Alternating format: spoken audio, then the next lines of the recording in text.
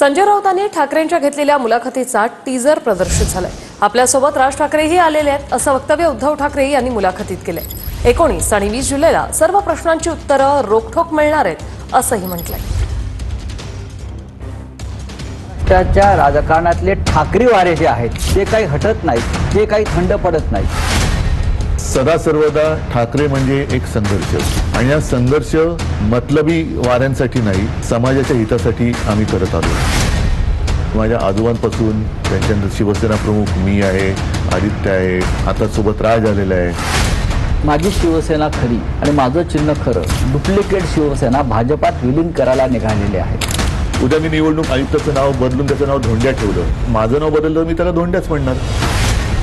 मोदी सारख्या विष्णूच्या अवतारानं लोकसभेत बहुमत गमावणं याकडे तुम्ही कसं पाहता? देशात अस्थिरता ठेवायची, थोडा झोडा आणि राज्यकार सर्वसामान्य जनतेला नेहमी चिंताग्रस्त ठेवायचं, एक तणावग्रस्त ठेवायचं। हा आता तोडा फोडा जोडा। शिंदे गटाला 50च्या वर जागा मिळाला, हा जादूटोणा आहे की काय? कदाचित त्यांनी डायनोसॉरच कापला असेल।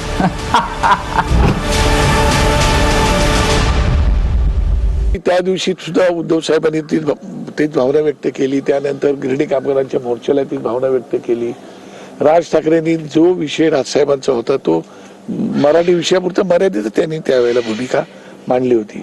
आणि कुठलाही एखादा विषय असेल तर त्याला वेळ हा लागत असतो ना, वेळ हा जावाच लागतो, त्याशिवाय होत नाही।